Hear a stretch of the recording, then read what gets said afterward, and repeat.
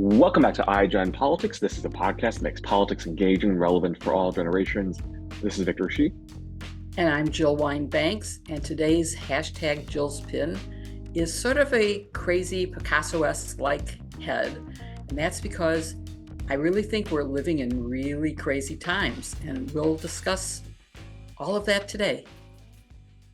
Sometimes weeks feel like years, and last week was certainly one of them. It started with the DC Court of Appeals rejecting Donald Trump's bid for presidential immunity in the January 6th case. Then the Supreme Court heard oral arguments over whether Trump could be barred from the Colorado ballot under Section 3 of the 14th Amendment. And then the week ended with special counsel Robert Hur releasing his report on President Biden's handling of classified information, which included numerous gratuitous and inappropriate comments about President Biden's age and memory. And this week, Trump asked the Supreme Court for a stay of his federal January 6th trial while he appeals the Court of Appeals immunity decision. Today, we have the perfect guest to discuss all of this, Congressman Jamie Raskin, who is for me, as I'm sure he is for you, one of my biggest heroes. He did a phenomenal job as the impeachment manager for the January 6th committee. He is now the ranking member of the House Oversight Committee, which is doing a very effective job among the Democrats of exposing the hypocrisy of the Republican members of that committee who are seeking to impeach everyone they can think of on the Democratic side, but particularly, of course, our president and Secretary Mayorkas. Previously, Congressman Raskin was a constitutional law professor at American University Law School. He served as general counsel for Jesse Jackson's National Rainbow Coalition and was a member of the Maryland State Legislature. We are so excited to have him with us today, and we cannot thank you enough, Representative Raskin, for being on our podcast today. Thank you. I'm delighted to be with you, Joe. Thank you so much for being with us, Congressman Raskin. The news that seems to be top of mind for a lot of people right now is the mention of President Biden's age and memory in Robert Hur's report. At the same time, he declined to prosecute, but said on page 1 that President Biden willfully retained documents before saying 200 pages later that there was not sufficient evidence to prove beyond a reasonable doubt, and that there were innocent explanations that Hur could not rebut.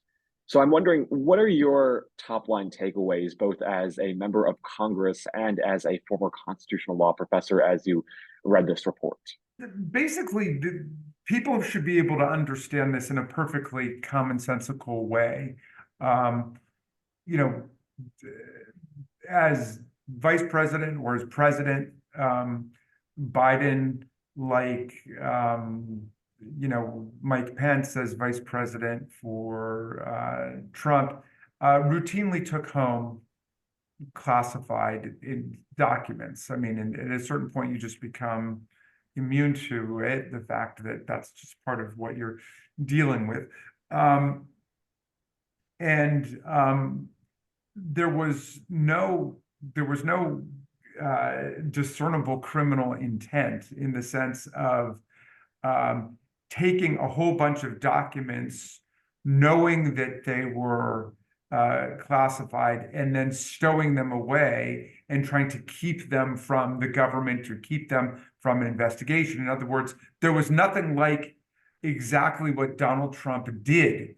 Donald Trump really stole those documents.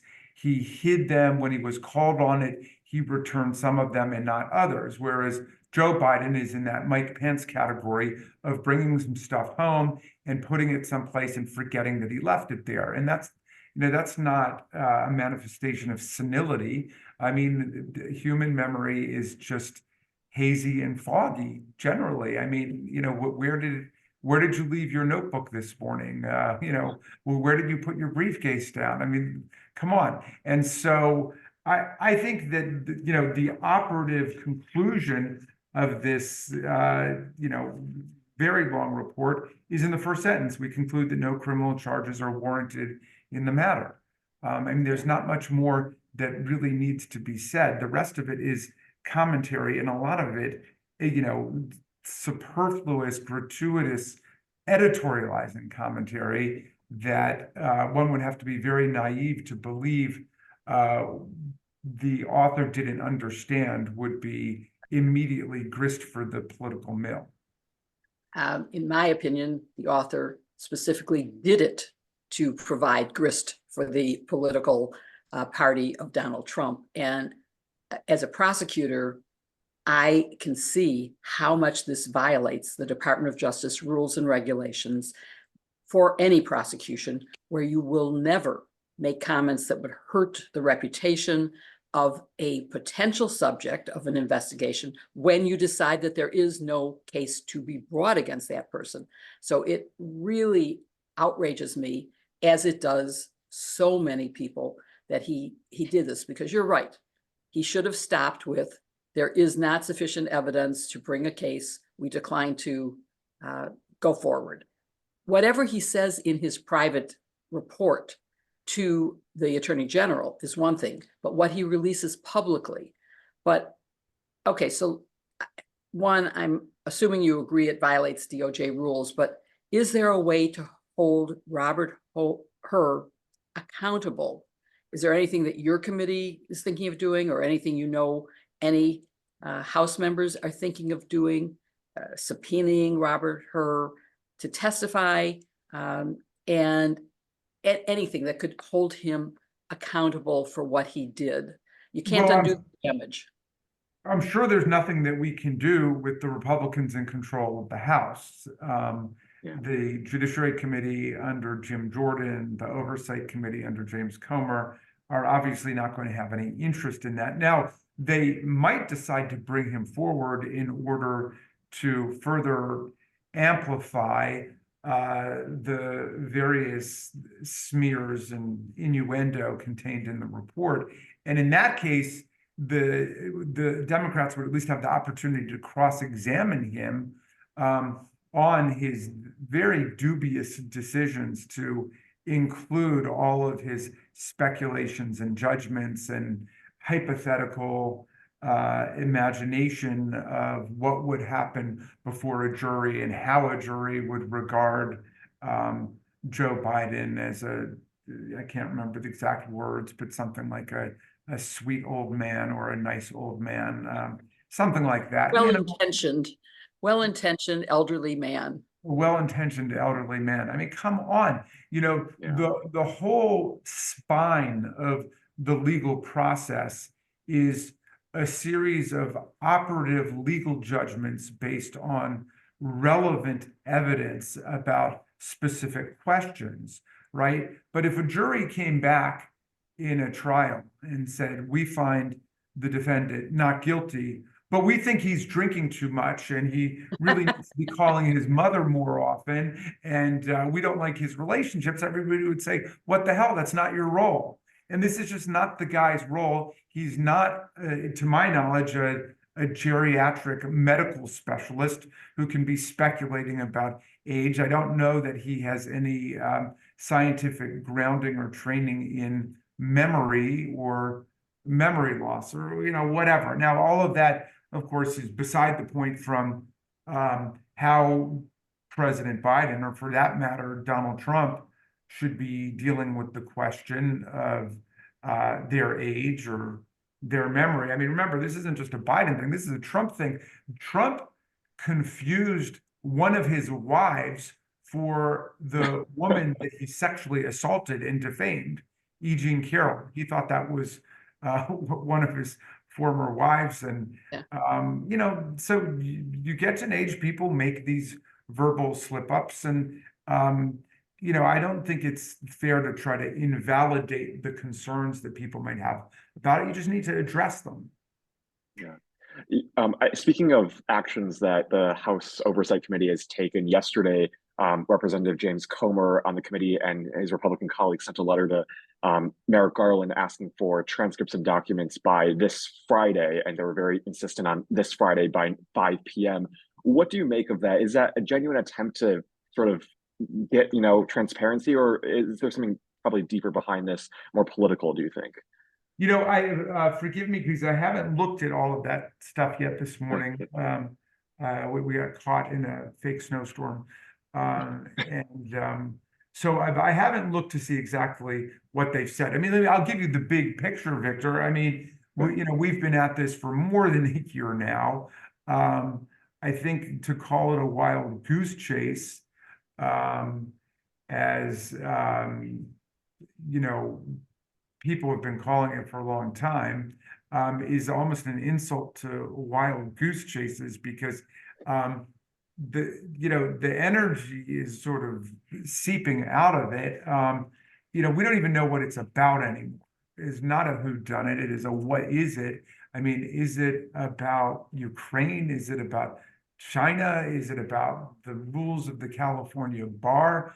Hunter Biden's laptop? I mean, one thing we know it can't be about is alleged high crimes and misdemeanors of President Joe Biden, because they can't even specify what it is they're talking about. So forgive me for not having caught up with the recent correspondence over the weekend to the Department of Justice. I will check it out. But every week we're promised some new bombshell breakthrough or what have you, and then they just end up with egg all over their face.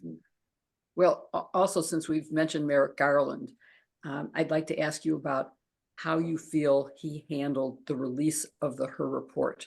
Is he responsible for failing to redact some of the totally, as you described it, superfluous, gratuitous, totally irrelevant, and probably completely false information that he released? And obviously it has some political ramifications, maybe not any legal ramifications, but should he have redacted? Well, I suppose I don't mind being a Monday morning quarterback. Had I been in that situation, I hope I would have redacted that stuff. I mean, having said that, it's a lot easier to tax the Attorney General and members of President Biden's administration with being overly concerned about the appearance of absolute fairness, right? So, had anything been redacted, that undoubtedly would have become a series of hearings by James Comer and Jim Jordan and MAGA Republicans about why that had been done. But I do think we're living in the time of absolute political asymmetry, where Donald Trump and his followers get away with the most outrageous offenses, some of them legal, some of them political, saying that Vladimir Putin should just go ahead and invade European NATO allies, or Donald Trump inciting a violent insurrection against the Union and deliberately trying to get his vice president to step outside of his constitutional role in order to declare Donald Trump victor. And they don't care anything about that. But then, they will magnify the most trivial offenses on the Democratic side. And rather than, shrug that off, I think a lot of Democrats instead say, well, we're basically going to bend over backwards all day long in order to placate these rampaging mega authoritarians. And I just, I don't think that kind of quotidian appeasement strategy works in any way. So I think, this is, clearly a political provocation, what we have in this multi-hundred-page report that came out. All we really need to know from a special counsel is, are you bringing criminal charges or not? And, we don't need his speculations on the state of other people's psyche, mind, heart, memory, or what have you. Do you think this means that we should revise the special counsel rules and regulations, how he's appointed or she, and how the special counsel should be making a report, one confidential to the Attorney General, one for public? You can say more in confidential. A pros memo to your boss is one thing, but that doesn't mean you then stand on a stage and say, I'm not indicting, but whatever you want to add. Should we be looking at revising those rules and regs and the Yeah, appointment. I mean, I appreciate that approach, Jill. I think that's probably right. One would have hoped that that was unnecessary. Yeah. You know, this is another micro norm that appears to have been busted. And so I think it does make sense to explicitly rebuild it, and to put it in that what we need is the legal judgment and the considerations that went into it. But in this report, we have something that strays way beyond what's warranted for the occasion. Okay, so we want to shift to talk about age because, like we said, this report amped up a lot of the media's focus on Biden's age, and I think like you said, it's a conversation that I think a lot of people are having and are frankly concerned about. You're on the campaign trail a lot, and I want to get your take on what is your response to those who think President Biden is too old and that we need fresh leadership, and why you think the press coverage of his age and his gaffes versus, like you said, the thing that Trump says blatantly about, wanting to have Russia invade NATO allies. Why is it so unfair and so imbalanced? Well, first of all, yeah, I've been to 17 states now. I think I've got a dozen more states I'm going to go out to be campaigning for my colleagues for and for President Biden in the Democratic ticket. This is not a major consideration, I think, on people's minds. It's a minor one. And the reason it's not a major one, I think, is because President Biden at his Valley Forge speech really set forth what the campaign is about. This campaign is about whether democracy and freedom, as we understand them and as we've tried to construct and embody them in law, are under siege, not just in America, but all over the world. And so we really do have the plutocrats, the autocrats in Moscow, the kleptocrats in Mar-a-Lago, the theocrats in MAGA and Mike Johnson, all lining up on one side to try to destabilize and overthrow basic democratic political institutions and traditions and values. And then we got the Democrats on the other side. And I think people get that. And, I know there's some attempt to say that young people in the race are just viewing it in completely personal terms, like, Joe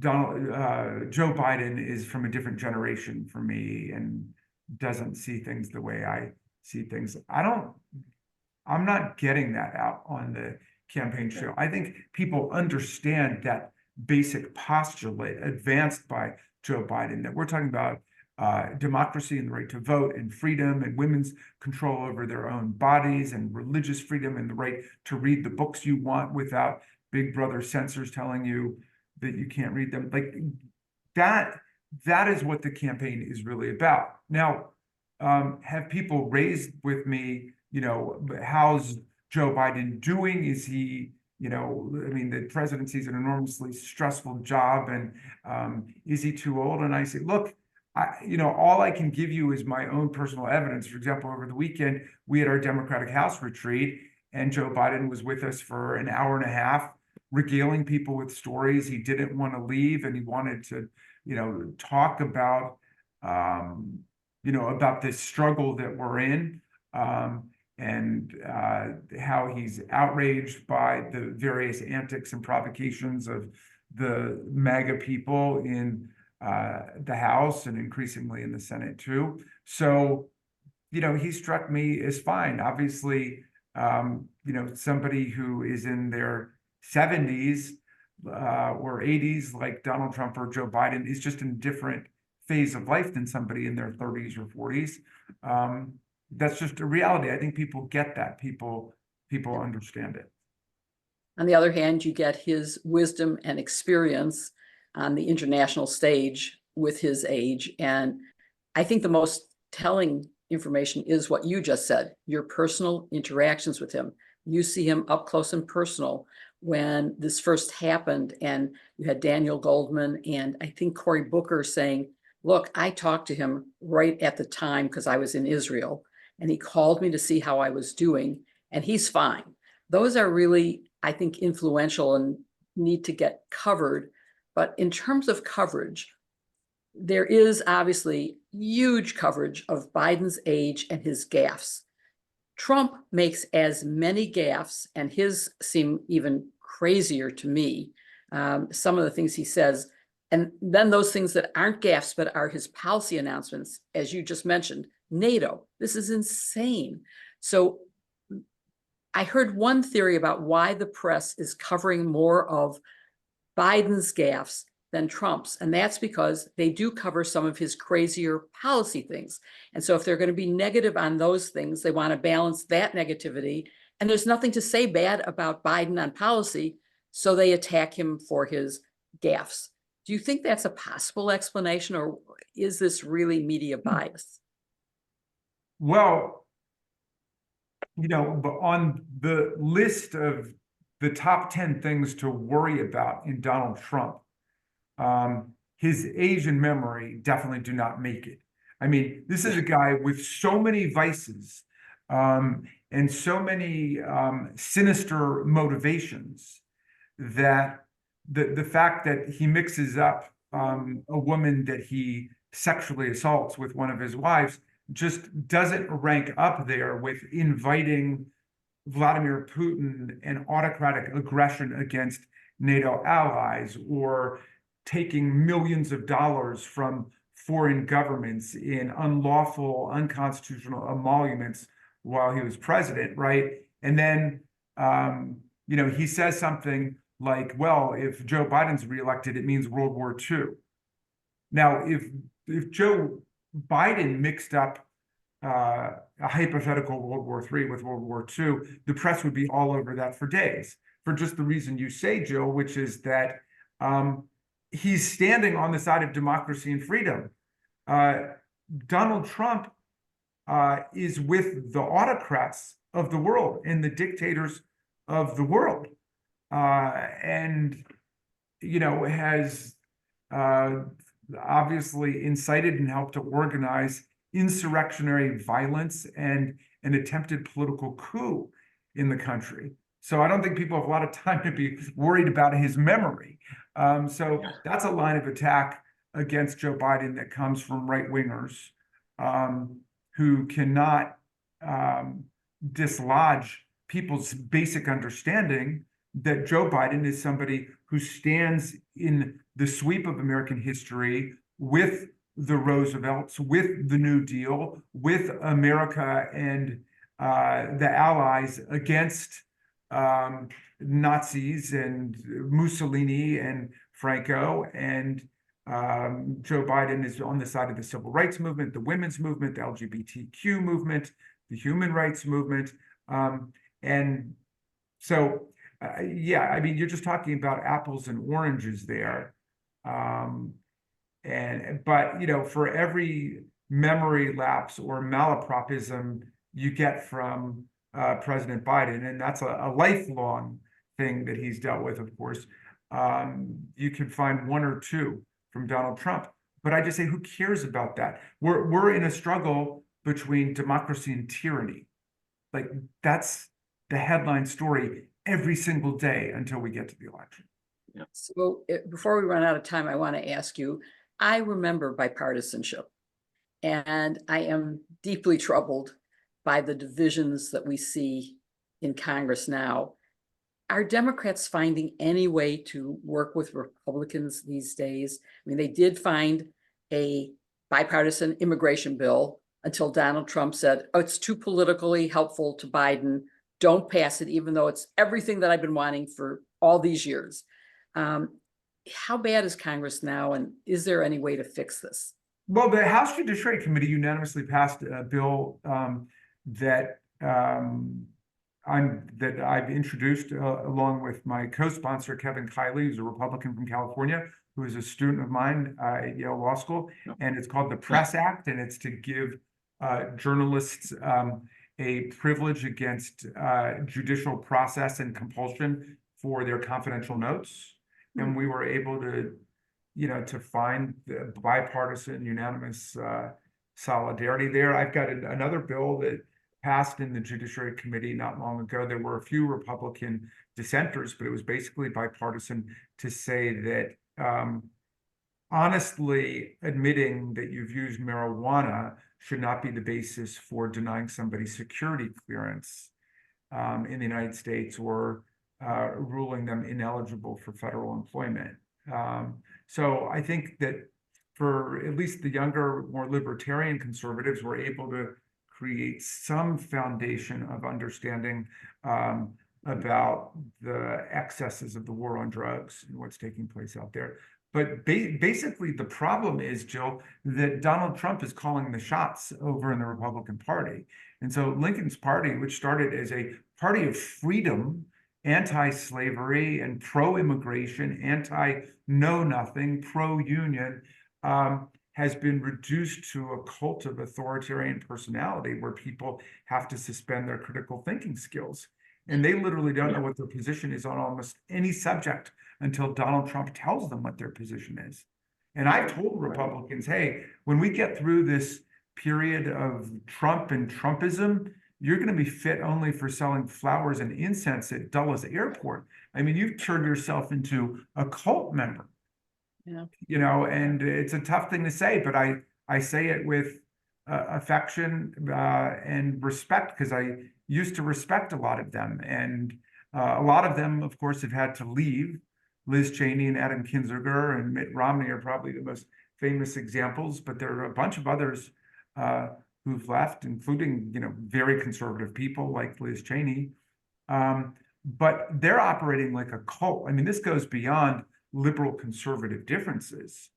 Donald Trump's in love with the dictators of the world. Don't forget those Valentines he sent back and forth with the dictator of North Korea, and all of the love he has openly professed for Vladimir Putin and Xi in China. I mean, you name me a dictator autocrat, and that's somebody that Donald Trump wants to pal around with.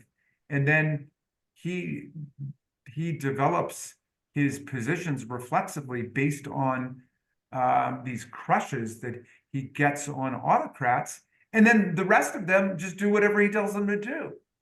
It's just the damnedest thing I ever saw. And so we've had lots of cases, not just the immigration case, which is the famous one now, where the Republicans demand something and then they get everything, or materially and substantially everything that they really wanted. I mean, they said that they didn't want to get aid to Israel and to the suffering people of Gaza and to our besieged democratic allies in Ukraine under the gun by Putin's fascist imperialist invasion. They didn't want to do that because we needed to deal with the border first. So we dealt with the border. You had Senator Lankford, very conservative Republican, coming back, Senator McConnell, the head of the Senate Republicans, coming back and saying, okay, we got what we wanted.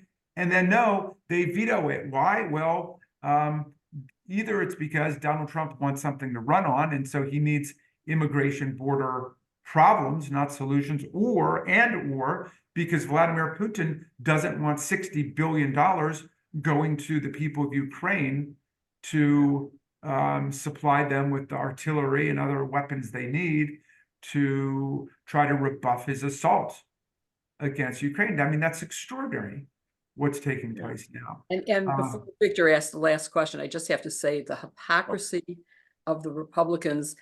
Mike Johnson just said, well, we can't go ahead with aid to Ukraine, Israel, et cetera, because we wanted border safety here first. And now we're not tying this aid to foreign countries to the border. Well, that's because they defeated the border bill. But it's precisely because Johnson and Trump and the right-wing MAGA forces in the Senate tanked the whole thing. Now, they don't want aid going to Ukraine. They don't want humanitarian assistance going to anyone. They didn't even really care about aid to Israel. They've played politics with it numerous times now. It's all Donald Trump. It's whatever he wants. You know, so we have to deal with that cultishness and fanaticism that has now come to subsume an entire political party. It's a scary situation. So I'm glad you guys are out there fighting hard to try to uphold the rule of law and to stand strong for democracy.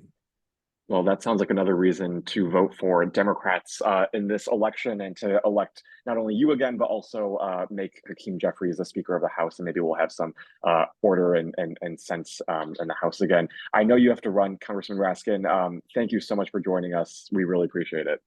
It's a pleasure to be with you, Victor, and thank you, Jill. Great to see you guys. Thank you. Thanks so much. Jill, that was such a great episode with Congressman Raskin, and this is a week that's already been filled with a lot of news. We mentioned that Trump's team has now asked the Supreme Court to block the DC Court of Appeals ruling regarding his presidential immunity for his actions on January 6th. What do you make of that? And maybe let's talk about that a little bit, because I think a lot of people are now concerned about what the Supreme Court will do after what they did last week. It seems like they were very skeptical about the 14th Amendment, Section 3, and kicking Trump off the ballot in Colorado. But what do you make of this? And do you think the Supreme Court will be as sympathetic to their arguments? So before I answer that, I just want to say, of course, it was a great episode because Jamie Raskin is great. He is one of the most intelligent, savvy members of Congress. I mean, he really makes you feel proud. And just a great human being, someone who's gone through so much loss, like President Biden, so much just suffering. And I think you can really see that he's a very warm and charismatic person, and such an effective messenger for our side. And so I totally agree with you. He is terrific. If we had had more time, I would have asked him about any presidential hopes he might have in the future, because I think. Well, stay tuned. We'll have to have him back on. Yes, exactly. So anyway, back to the question of the immunity.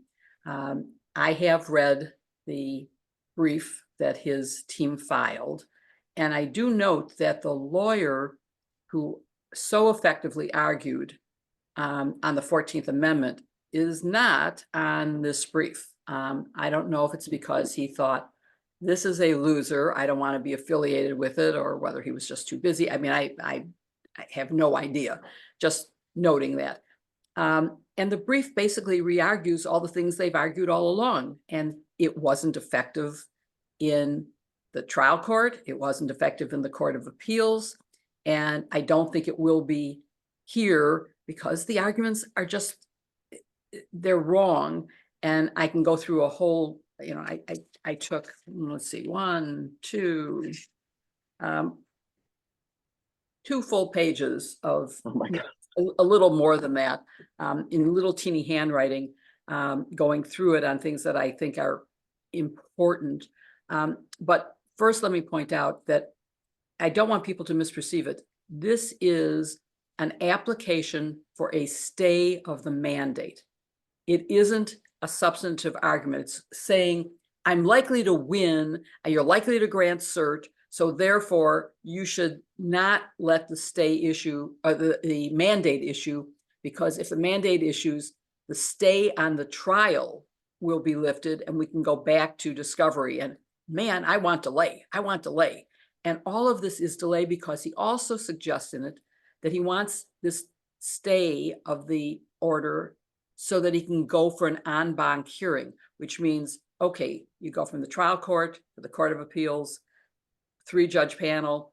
Now, instead of going straight to the Supreme Court, as Smith wants to do, he wants to go for an en banc hearing with all 11 judges of the Court of Appeals for the District of Columbia. And then when he loses there, which I predict he easily would, and so does everybody else, then he would appeal to the Supreme Court. He wants delay so that this trial doesn't happen before the primaries are over. Doesn't happen before the November election. That's his goal. It doesn't matter that his arguments are frivolous. My prediction, or maybe it's just my Pollyanna hope, is that the Supreme Court will deny the stay and will deny cert on the substance.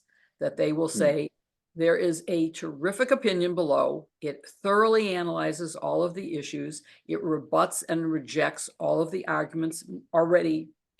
It's not like these are new arguments. It's the same arguments he's made at both levels. And Yeah. On the merits, the arguments are really bad. I mean, he cites civil cases for immunity, which have very different values than a criminal case. He makes arguments for absolute and total immunity, not even limited. It's give me immunity so that I can send SEAL Team 6 to kill my opponents. Right. That's what he is arguing. I'm not making this up. That's what he said, and it's terrible to even think that you would say that, but his lawyers did argue that. So I do not think that there will be a long time for a decision on this. He also argues against expedition, saying, oh, these are such novel questions, you need to think about them. No, you don't. There's enough legislative history, enough precedent in the courts that I think the court can, as it has in nationally significant cases like Bush v. Gore, like US v. Nixon, they act fast, and we can get back to the trial proceedings. Absolutely.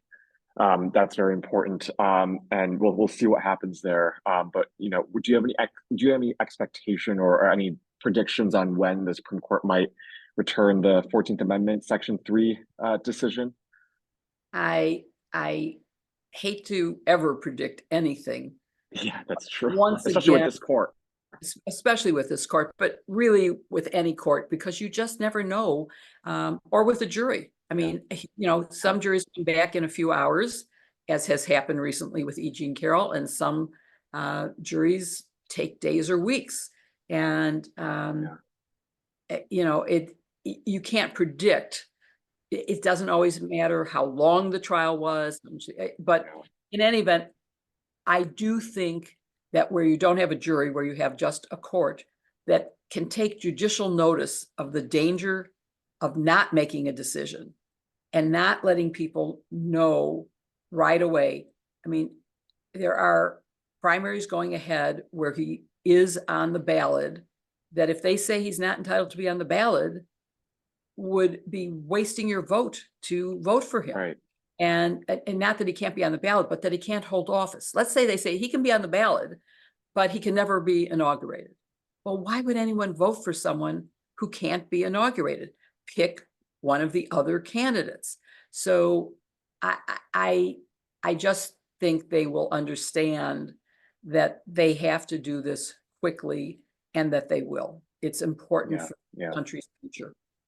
Yeah, it just, I think back to something that Congressman Raskin said about just the moment that we're living in right now, and how we're in a moment where a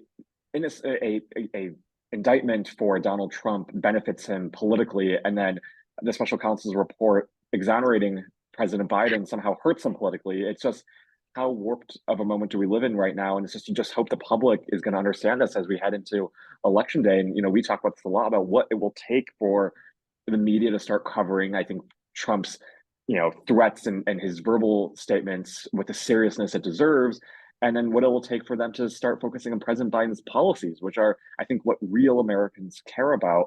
And I think until they do that, we're just living in this kind of era where somehow Trump is benefiting from all of this, and Biden just does not seem to be seeing higher approval ratings. And I think a lot of it has to do with our media, and I think a lot of it, hopefully, as Democrats, we can be loud and vocal about this and push back. But it's just so depressing to see. I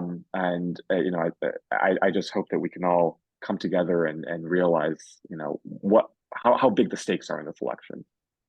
Inflation went down again. It was announced today. Yeah. And I mean, everything is so good that it is absurd. And as you pointed out in the opening to our discussion with Congressman Raskin, the report should have said, we have reviewed the evidence and there is not sufficient evidence to convict, and so we decline to indict. and period. That's all it needed to say. And they say on the first page instead, he willfully withheld them. And then 200 pages later say, but there's actually not enough evidence to show that. And there are innocent explanations for everything that happened. And we cannot rebut any of those innocent explanations. So that is, we heard. There's a great do this. Yeah. There's a great corrective piece by Andrew Weissman, Ryan Goodman, and Just Security, which sort of takes the words of the special counsel's report and says what it should have said, and then it encourages the media to read it better, because I think a lot of the media is reading it wrong, and that's a big, Andrew Weissman was on Jen Psaki this weekend, and I watched him, and he was very, very infuriated, as he should have been, as any prosecutor would be, about how the media is totally treating this just not with any sort of honesty. And so I think it's a piece worth reading if any of you all have time, and if there are any journalists listening to this, you should also read that, because I think it does a good job of course correcting what Hur did.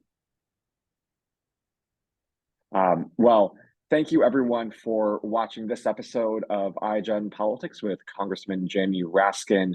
We hope you enjoyed the episode with this American hero as much as we did. We'll be back next week for another episode of iGen Politics. So in the meantime, be sure to subscribe to us wherever you follow your podcast. We are literally everywhere.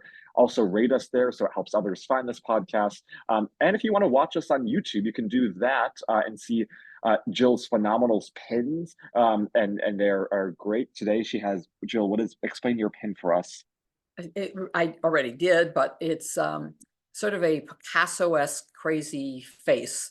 And to me, it represents the crazy, crazy times we're living in. And even the things that you were just mentioning is, how does Donald Trump benefit from 91 count indictments? How does he benefit from saying, I'm not going to defend any NATO countries, when he falsely says that they haven't paid their dues, which is not true? How does Joe Biden's age and gaffes get attacked when he's doing a phenomenal job? That's crazy times, and that's why I'm wearing this pin. And I will we'll post it in our show notes and in our announcements about this. And also, I want to remind you all that if you have questions for us, you can send them in to us, and we will try to answer them in our feeds on Threads and on X and on. And we have an email. It's igp@politicon.com. So if you have any questions for us, you can also send it via email on igp@politicon.com.